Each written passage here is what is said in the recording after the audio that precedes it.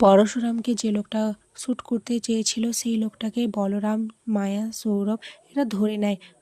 আর ওই লোকটার সঙ্গী সাথীরা এসে বলরামদের ওপর অ্যাটাক করে। এদিকে পরশুরাম লাট্টুকে জল কিনে দেবে বলে ওখান থেকে বেরিয়ে আসে, এসে বলরামদের সাহায্য করে। আর দুপক্ষের মধ্যে খুব ফাইট হয়। এদিকে তটিনী, পিকো, লাট্টু এরা বলে কি ব্যাপার, এখনো পা কেন আসছে না, অনেকক্ষণ তো হলো। ওরা সবাই মিলে পরশুরামকে খুঁজতে লেগে যায়। আর ঠিক তখনই পরশুরাম ওখানে চলে আসে। এরপর ওরা সবাই বাড়ি চলে আসে। পিকো বলে, মা আমরা খুব খিদে পেয়েছে। তটিনী তো রেগে যায় আর বলে, অনলাইনে অর্ডার দেওয়া হয়েছে পিকো, খাবার আসতে তো একটু সময় লাগবে তাই না। পিকো পিকো ভয় পেয়ে যায়। পরশুরাম বলে, কি হয়েছে, এভাবে ওদের বকছো কেন, খিদে পেয়েছে তো। তটিনী তখন পরশুরামের দিকে তাকিয়ে বলে, একটা রেস্টুরেন্টের ওয়েটার সে কিনা তোমাকে দেখে বলে স্যার, আর তুমি নাকি ওই রেস্টুরেন্টে ফাইট করেছো। আর ওই ওয়েটারের চোখমুখ দেখে বোঝাই যাচ্ছিল সে কতটা বিশ্বাস করে ওই কথাটা বলেছে। পরশুরাম তখন বলে, আরে ও আবার বললো না যে ও ভুল করেছে, ও আমাকে অন্য একজনের সঙ্গে গুলিয়ে ফেলেছে। তটিনী বিশ্বাস করতে চায় না, বলে, তুমি আমার থেকে কিছু লুকাচ্ছ না কি বলো তো। আর যদি তোমার কিছু হচ্ছে তাহলে আমি এই বাচ্চাগুলোকে নিয়ে কি করতাম, বাপের বাড়িতে যেতেও তো পারতাম না। তুমি ভেবে দেখেছো একবারও। তটিনী ভয় পাচ্ছে দেখে পরশুরাম তাকে জড়িয়ে ধরে আর বলে, এত ভয় পেও না, আমি আছি তো। এরপর তটিনী ওখান থেকে চলে যায় পিকোকে নিয়ে। আর এদিকে লাট্টু পরশুরামকে বলে, আচ্ছা পা, তুমি ফাইট করেছিলে না, যে লোকটা তোমাকে গুলি করার চেষ্টা করেছিল ওই লোকটাকে তুমি মেরে দিয়েছো তাই না, এখন ওই লোকটা কোথায়। পরশুরাম বলে, হ্যাঁ বাবা, এখনো কাস্টাডিতে আর রয়েছে। এরপর লাট্টু তার বাবাকে জড়িয়ে ধরে বলে, বা তুমি হেরে যাবে না তো, ওরা তোমাকে কখনো গুলি করে দেবে না তো। আমি অ্যানিমেশনে দেখেছি সুপার হিরোকে গুলি করে দিয়েছে, সুপার হিরো হেরে গেছে। এরপর পা জড়িয়ে ধরে লাট্টুকে বলে, আমি কখনো হারবো না, তোমার সুপার হিরো কখনো হারবে না, আর কেউ আমাকে গুলি করতে পারবে না, যাও এখন এখান থেকে যাও।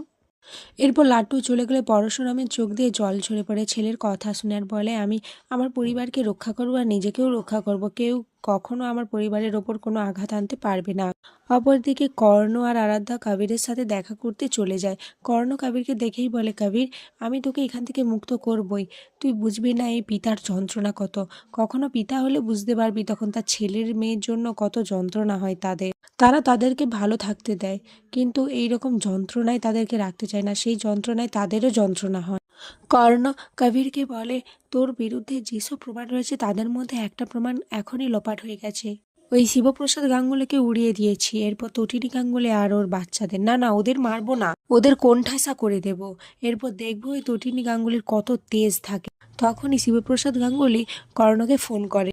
কর্ণ ফোনটা দেখেই বলে, কি ব্যাপার, এখনো মরেনি তাহলে। শিবপ্রসাদ গাঙ্গুলি কর্ণকে বলে, কি উদাহরণ রাখছেন আপনি আগামী প্রজন্মের প্রতি, গুন্ডা হয়ে গেলেন আপনিও, এভাবে গুলি চালিয়ে দিলেন আমার ছেলে মেয়ের সামনে, নিজের ছেলেকে তো একটা ক্রিমিনাল বানিয়ে দিয়েছেন।